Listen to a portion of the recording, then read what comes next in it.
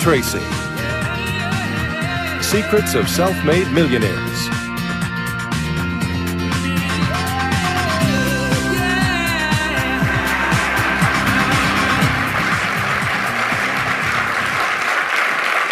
Thank you. Thank you. Thank you for being here. I have some good news for you. More people are going to make more money in the next few years than have been made in all of human history. In the year 1900, there were 5,000 millionaires in America. In the year 2000, there were 5 million millionaires. That's an increase of 1,000 times. Now, there was a leveling off in 2001, 2002. In the last 2 years, the number of millionaires has jumped 33%. It's jumped to 8.2 million millionaires in America, and virtually all of them are self-made, which means they started without a pot to you-know-what in or a window to throw it out of. And they've made it in one generation. When we look at the wealthiest people in America today, Warren Buffett, Michael Dell, of course, Bill Gates, Paul Allen, and the Walton family, all first-generation multi-billionaires. We have a $12 trillion economy today that is growing at the rate of $500 to $600 billion a year, and all that money is going through somebody's fingers, and your job is to make sure it goes through yours and some of it sticks. Is that a good goal for today? And my job is to show you how to do it. The good news is that all the answers have been found. Self-made millionaires have been studied exhaustively. They've been analyzed. They've been interviewed by the hundreds of thousands and millions. And what we know is exactly who they are and what they do and how they think and how they tick and the decisions they make and the things that they do and they don't do. And the wonderful thing is this: if you do what other successful people do, you eventually get the same result that they do. Now, some people say, well, I started off without any money and I don't have any money now. Well, join the crowd. Nobody's got any money. Most people are broke up into their 40s and 50s. So if you're broke today, you're just one of the gang. The only question is, do you stay there? And the answer is no. Now, when I started off in this many years ago, I came from very poor beginnings. I did not graduate from high school. I finished in the half of the class that makes the top half possible. When I left school, I dropped out of high school. I could only get laboring jobs.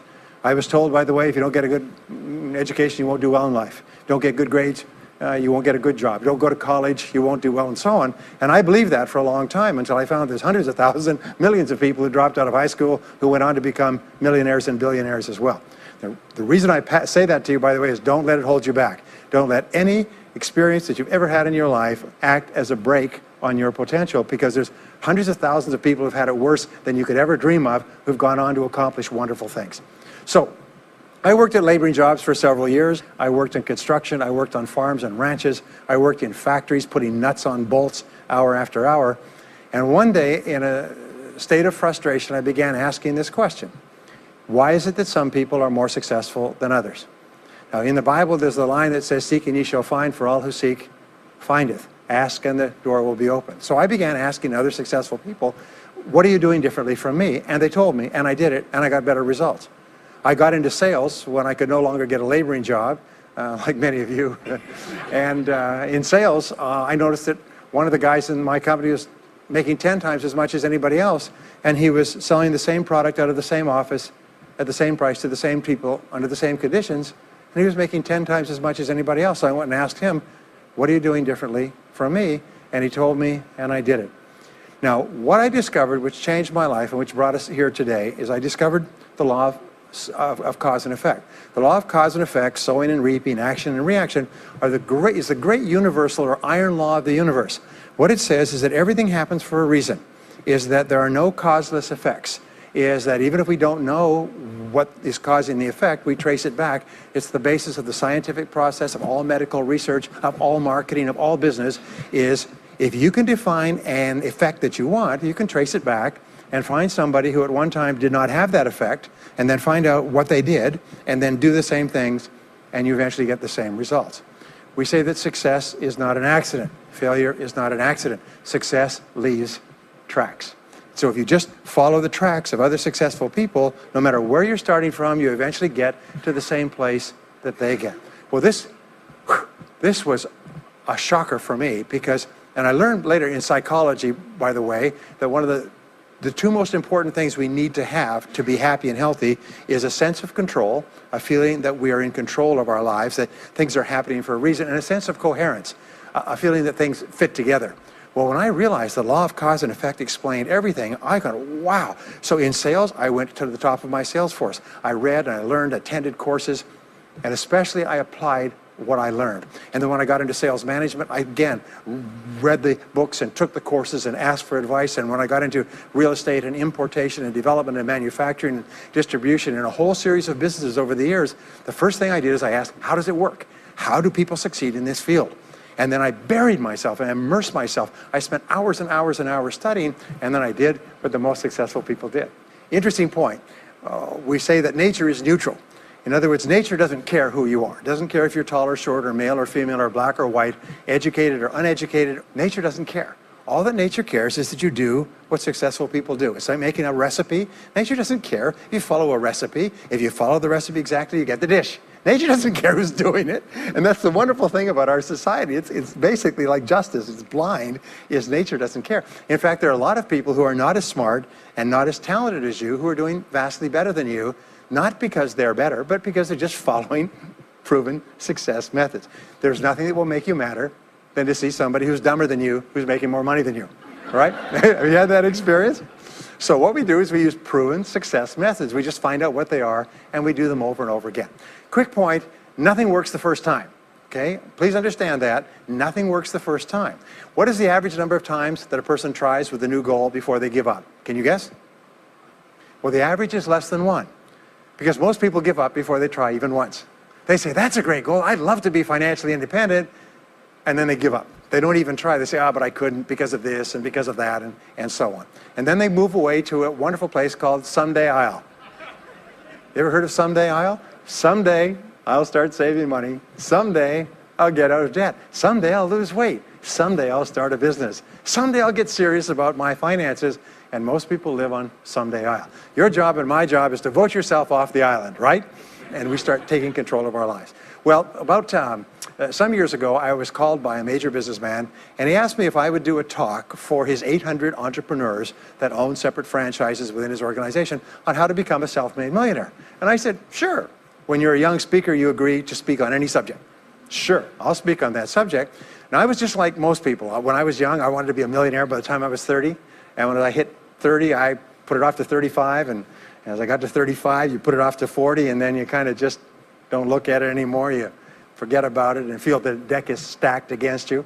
Well, I was about 38, 39 when he called me up and asked me. I said, sure, no problem. And I said, now, what do I know about self-made millionaires? And this is a shocker. I didn't know anything. Oh, I knew that they had more than $1 million, but that's a real basic piece of knowledge, you know. So I started thinking, what do I know about them? So I began to study them. And that's when I found out that they've been studied so thoroughly, is we know everything there is to know about them. They are a source of incredible fascination. And there's 50 years of research. So I began to read the studies and find out where they came from and what they did and how they thought and where they started and the decisions they made and the kind of people they were. One of the things that I learned, by the way, is that becoming a self-made millionaire is not the important thing. What is really important is the person you have to become a self-made millionaire. You have to become a totally different human being. One of my friends says that in order to achieve something you've never achieved before, you have to become someone you've never been before. And it's a really important insight, is the qualities that you need to develop, qualities on the inside to become a self-made millionaire, are incredible qualities that make you a vastly better person. Not only better in terms of character, determination, discipline, decision-making, strength, and so on, but they make you a far better person. They round out your character in a far better way. So the real payoff of becoming wealthy is not because you can eat more, because how many more meals can you eat? How many more clothes can you wear? But it's the kind of person that you become, and then the kind of people that you associate, the kind of life that you have. And so the things that we're going to talk about now, and I know that you're some of the smartest people in our country, so I'm going to give you these ideas very quickly, like dealing cards. What I found in my research is that there's a series of qualities that self-made millionaires have. If you have these qualities, your success is virtually guaranteed. And if you don't have these qualities, the qualities are learnable. Point number one is that all business or sales skills are learnable. All financial skills are learnable. If you can drive a car, you can learn any skill. If you can drive a car, you can learn the skill. Now, number two is you're probably only one skill away from doubling your income right now. You're probably only one skill away from setting yourself on the road to becoming a self-made millionaire. That turns out to be the case for almost everyone. And if you don't know what that skill is, maybe over the course of the time we spend together, it'll jump out at you. But whatever it is, you've got to find it out and go to work on it, because it is learnable. It's a learnable skill. People say, well, I've never been very good with money. Well, get over it.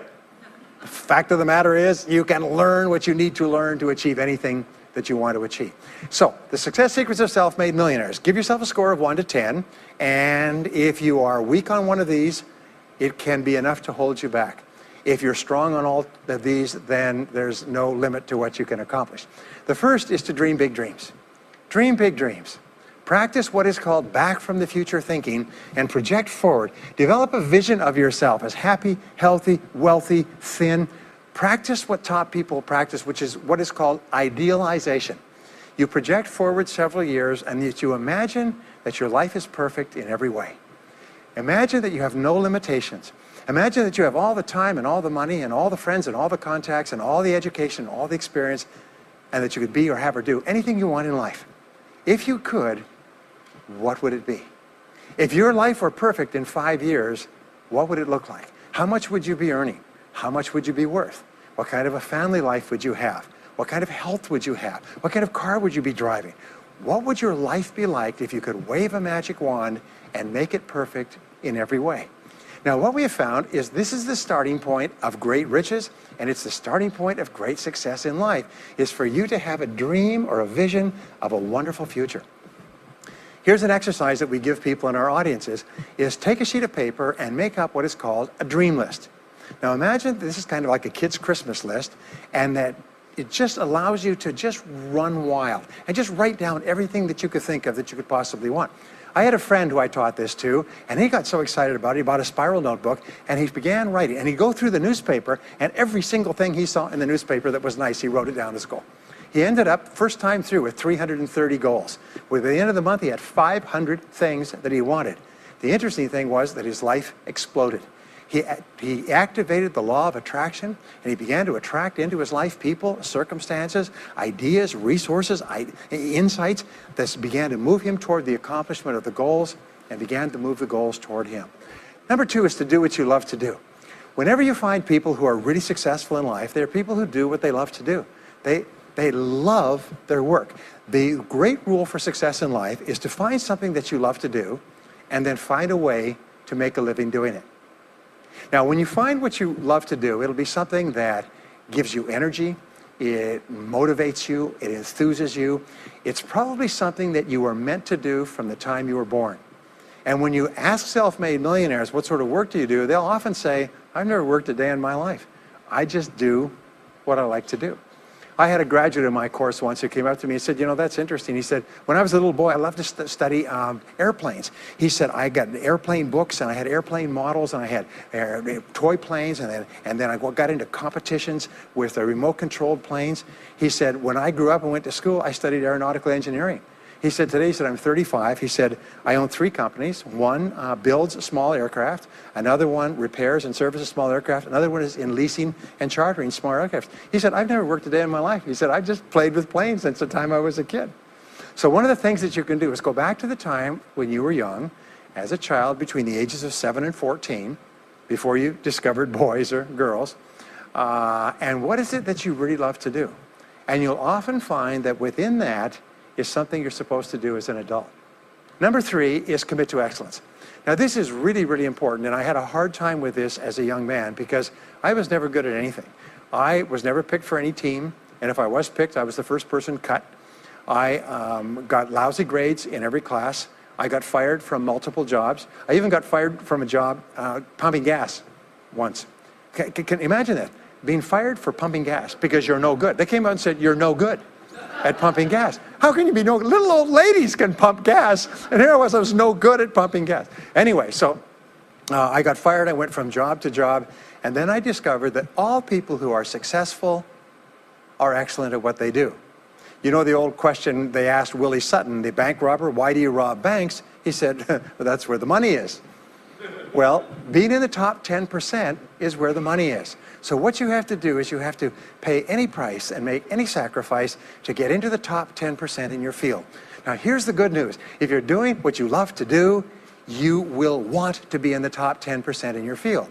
If you don't want to be excellent at what you're doing, it means you're in the wrong field. It just means that you're marking time, you're treading water. And there's a lot of people who are in their field and they do their job and they go home at night and don't think about their work and so on. And this kind of an attitude means that you have no future. You have a very shaky present. That crackling sound you hear is the ice breaking under your feet, okay? And you have no future, because if you're not doing what you love to do and throwing your whole heart into it, you're just marking time. But everybody is designed so that there is something that you love to do that you can do well. And the fact that you love it means that you probably have the ability to excel at it. So make this decision to get into the top 10%. And let me tell you what changed my life. Here I was struggling in my late 20s, and I learned this. It was a breakthrough thought. Is that everybody's in the top 10% started in the bottom 10%. Everybody who's doing well was once doing poorly. Everybody who is at the top of your field today was once not even in your field at all and didn't even know it existed. What that means is that if you're willing to pay the price and work hard and make the sacrifices, you can get into the top 10%. Now, how long does it take? It doesn't take a week or a month. Most people are really impatient. And to achieve mastery in your field takes 5 to 7 years. People say 5 to 7 years. Geez, I'll be 5 to 7 years older before I start enjoying the big rewards. Well, how much older will you be in 5 to 7 years anyway? Now, here's an important point. Are you ready? The time is going to pass anyway. The time is going to pass. 5 to 7 years from now, 5 to 7 years will have passed. The only question is, are you going to be at the top of your field, or are you still going to be down there with the mediocre 80%? And the wonderful thing is, nobody's better than you, and nobody's smarter than you. If anybody else is at the top of their field, it means that you can be at the top of your field. Just go to them and find out how they got there, because they started at the bottom. Now, it may take longer for some people and less for others, but everybody who puts one foot in front of the other and keeps moving eventually gets there. And that's where all the rewards are. And not only that, that's where all the joy in life is. When you're really good at what you do, you feel wonderful about yourself. You're respected and esteemed by everybody around you. You can write your own ticket. You can open any door when you're good at what you do. Because you get up in the morning and you know you're good. And that is more important than the rewards that go with it. The next key is to develop your unique talents and abilities. Every single person is designed from infancy with special talents and abilities that, if you develop them to their height, can enable you to accomplish anything you want in life. Everyone is genetically structured to be able to do something superbly, to do something they enjoy, to do it well, and to get great satisfaction from it. Peter Drucker often asks the question, what are you good at? What are you good at today? What should you be good at? What could you be good at? What will you be good at? And so one of the questions that we ask is, looking back in your life, what has been most responsible for your success up to now? What has been most responsible in the past? What is it that you have done that has gotten you the best results? Because as we said before, success leaves tracks. And if you look back into your past, you'll often find indicators that guide you to your future. Do you remember that fellow that won $300 million in the lottery? He was a high school physics teacher. And they asked him what he's going to do with it. He said he's going to take a week off and then get back to work, because he doesn't want to give up his job teaching high school physics, because he loves his work so much. That is a person who's in the right place for him. And now he can just drive to it in a nicer car. Anyway, now the next key to becoming a self-made millionaire is to see yourself as self-employed. What we found is the top 3% of adults in our society see themselves as self-employed. They see themselves as in charge of their own lives. When I started off my career as a young man, I was 21 years old, working as a construction laborer, living in a one-bedroom apartment, broke, taking buses 2 hours every morning to get to work, and buses 2 hours to get back. I still remember that, and I still remember a light going off one evening. I was sitting there in my little apartment, in my little kitchen alcove, and I suddenly realized that I was responsible, that I was in charge of my own life, that no one was coming to the rescue. And it was one of the great turning points in my life. So what you find is that all exceptional people are highly responsible people. They look upon themselves as self-employed. Sometimes I'll ask an audience, I'll say, how many people here are self-employed? And some people will raise their hand and some won't. I'll say, now what's the true answer to this question? And the true answer is that everyone is self-employed. The biggest mistake you could ever make is to ever think you work for anyone else but yourself. Even if someone else signs your paycheck for you all your life, the most valuable people in any organization are the people who treat the company as though it belongs to them. They see everything that happens as affecting them personally. They're not the 9-to-5ers, the no-hopers that say, yeah, well, I go to work. When I'm not at work, I don't think about my work. These people, somebody has told them that's a clever way to think. It's the way losers think.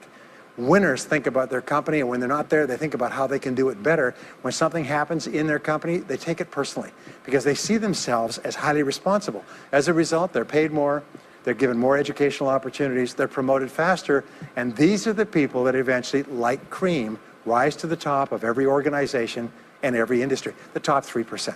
The next key to becoming a self-made millionaire is to develop a clear sense of direction.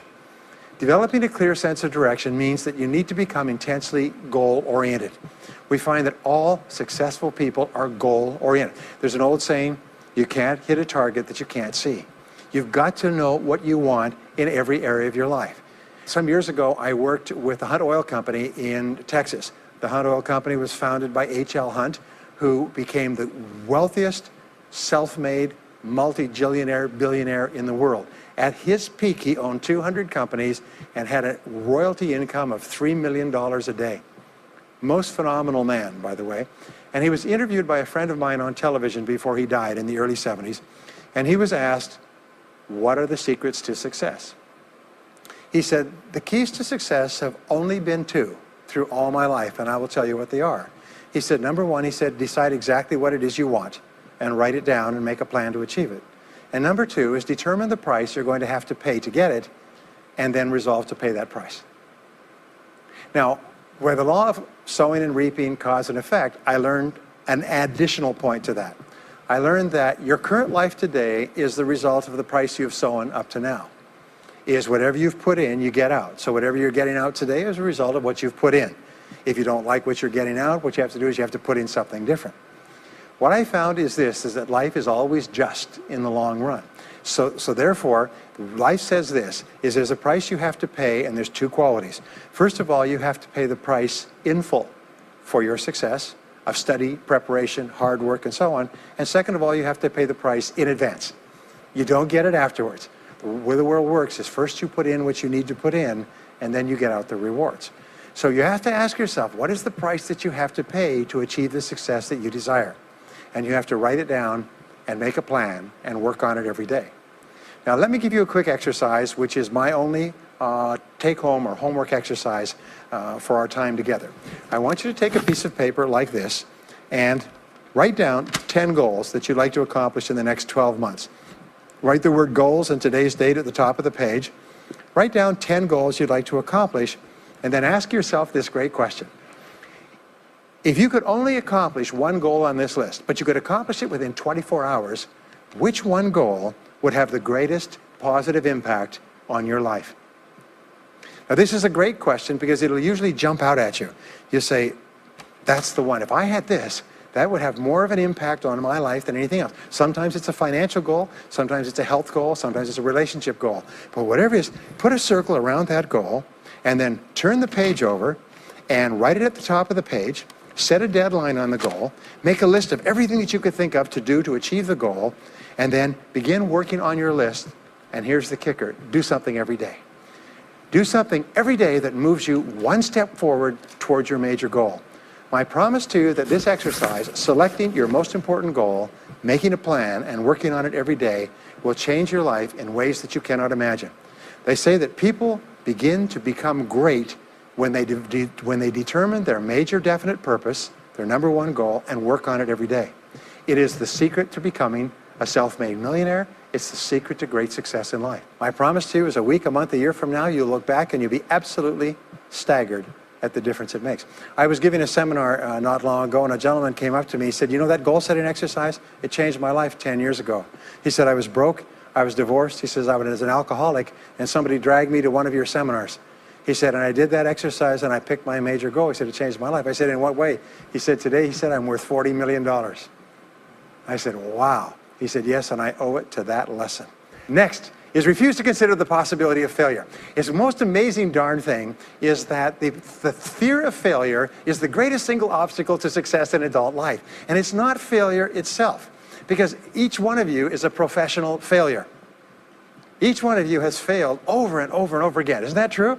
All of us fail. All human beings fail over and over. 9 out of 10 things that we try don't work out the way we expected. We have failures in relationships and in jobs and in careers and investments and everything. It's not the failure that holds you back. The failure makes you smarter. We say that it is the fear of failure, not failure, that holds you back. And the way that you overcome failure is you never consider the possibility of failure. The rule is this, is there's no such thing as failure, there's only feedback. Is when you try something that doesn't work, you get feedback, not failure. And recognize that most things you try aren't going to work the first few times. So what you do is you say, oh, that's an interesting bit of feedback. And you pick yourself up and you move forward and you have more feedback and you move forward. To become a self-made millionaire, you're going to fail over and over again, year after year after year. But your brain has a cybernetic mechanism, which means that every time you try something, you get feedback, which makes you smarter.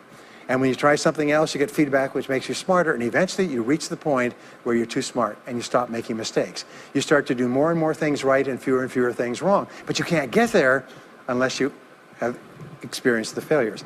Henry Ford once said that failure is merely an opportunity to more intelligently begin again.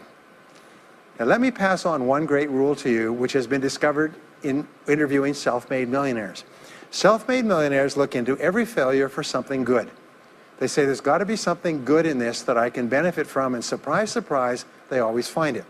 Second is, self-made millionaires always seek the valuable lesson in every setback or obstacle or temporary failure, and they always find the lesson.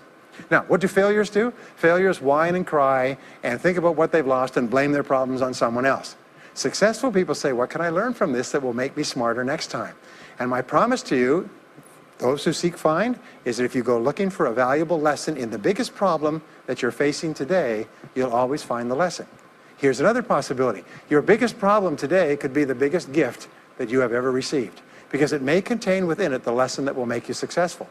If you stop thinking about what happened and who's to blame, and you start looking for the gift within your problem, sometimes it can transform your life. The next key is to dedicate yourself to lifelong learning. Now, what takes you from rags to riches is personal development, personal and professional development. In the 21st century, as Peter Drucker says, knowledge and skill are the keys to the 21st century. And the only thing that will be relevant, the only skill that will be relevant in the 21st century is the ability to learn new skills, because virtually everything you know is becoming obsolete at a rapid rate. Stephen Covey says that your current knowledge base has a half-life of 2 years, which means that half of everything you know will be irrelevant within 2 years. And 2 years from now, half more. So if you're not continually learning and upgrading your knowledge and skills, you're not staying in the same place. As Pat Riley says, the basketball coach says, if you're not getting better, you're getting worse. If you're not constantly learning, you're actually falling behind. So here are the 3 keys to continuous learning. Number 1 is read in your field 30 to 60 minutes each day. In other words, turn off the television, turn off the radio, put aside the newspaper, and just read in your field. The very best places to read, by the way, are books. Read books, the best-selling books written by the most successful people in your field, because books contain a wealth of riches that can enable you to function at a far higher level, to get much better results than you could before. So read 30 to 60 minutes a day. I've had people tell me, countless people over the years, that reading an hour a day has doubled and tripled their income within a year. The second thing you do is take every course that you possibly can. The courses and seminars that are available to you in your field that are given by professionals that are courses that have been developed over years and years and years. They have been tested and tested and tested. The person who is talking to you for several hours has spent thousands of hours learning their subject. They have dry tested this or done test runs with thousands of other people. When you take a course, you can learn enough information in 1 or 2 days, more than you could learn in 2 or 3 years or maybe even a lifetime, all distilled and put together. People say, I can't afford a course. You cannot afford not to buy books. You can't afford not to go to courses. Some years ago, I had a dentist, and he was a very successful dentist. I was recommended to me by a friend. And this dentist retired at the age of 53. And just before he retired, he sold his practice for about $2 million. Just before he retired, he told me why. He said about 8 years before, he had attended a dental congress in Hong Kong. This is from California. He'd flown all the way to Hong Kong to attend this international dental congress because there were specialists giving private lectures, sort of plenary sessions on the side. And he attended this session, and it was on a particular technique of cosmetic surgery that this dentist had developed that no one else knew, where you could basically straighten out a person's entire front jaw so they look beautiful at a very low cost, at a very high level of effectiveness. He came back and he began implementing this in his practice. People began flying from 500 to 1,000 miles away. Every dentist sent their families, members, and themselves to this dentist. He was able to charge whatever he wanted to charge. He said 8 years later, he retired as a self-made millionaire at the age of 53 to enjoy his money for the rest of his life from what he learned from one session at one convention at one course. Now, that is a true story, and maybe it's an exception, but you can never tell where the information is going to come from. The third way that you can upgrade your skills is listen to audio programs in your car. The average driver drives 500 to 1,000 hours a year, 25 to 50,000 miles. If you listen to audio programs in your car, according to the University of Southern California, you will get the equivalent of almost full-time university attendance just listening to learning material as you drive around. It can totally and profoundly change your life. Very, very important. Here's an interesting point. The more you commit yourself to becoming the best person you can be, the more you like yourself and respect yourself. The more energy you have, the bigger goals you set for yourself, the more you persist. When you invest in yourself and you read and learn and upgrade your skills, you're telling yourself, wow, I am a person with a great future, and it's up to me to maximize my potential. And your self-esteem goes up, your self-respect goes up, your sense of personal pride goes up, and you started to get promoted more and paid more in every part of your life. Well, the next is to develop a workaholic mentality. In our society today, you hear all these people talking about take it easy, have balance in your life, relax, lean back, have fun at work, happy, get along with your coworkers. This is loser talk. Loser, loser, loser.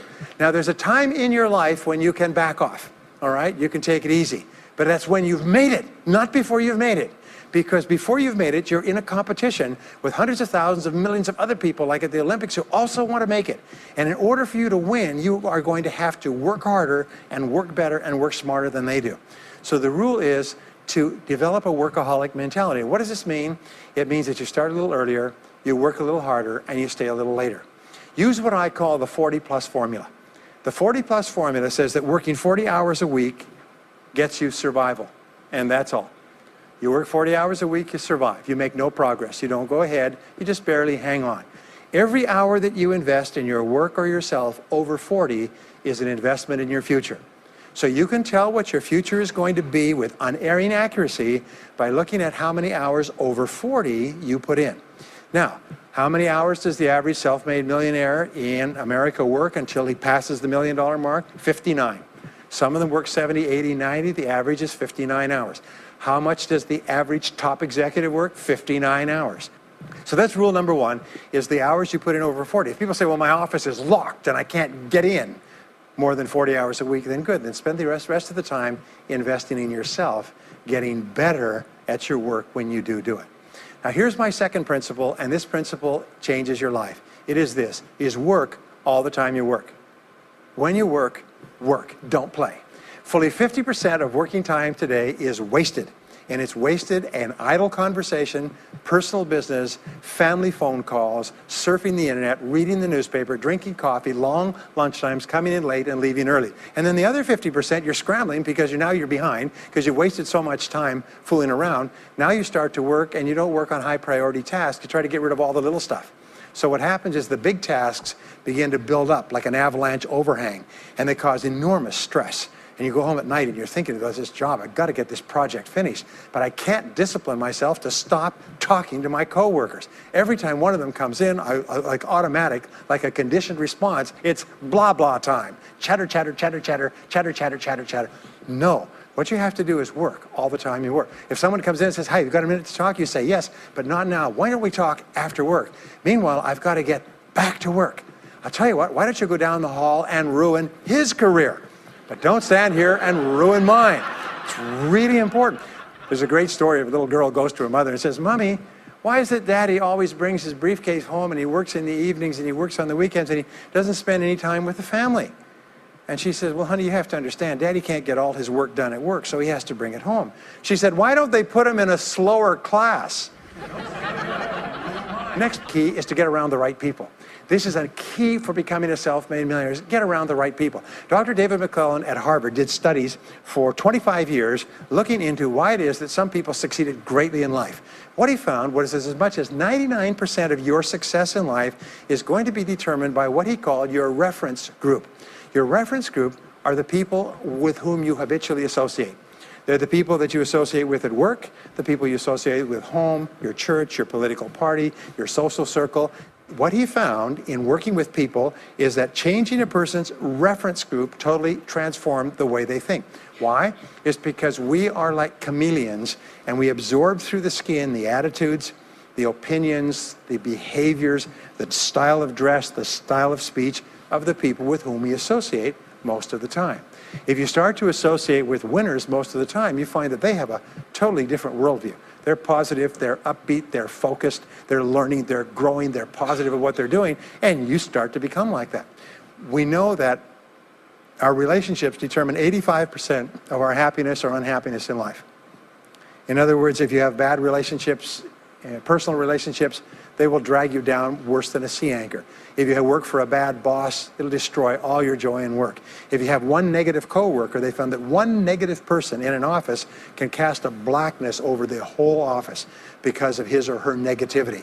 And so the most important thing you do is you choose your relationships with care and only associate with people that you like and respect and enjoy being around. Next is be prepared to climb from peak to peak.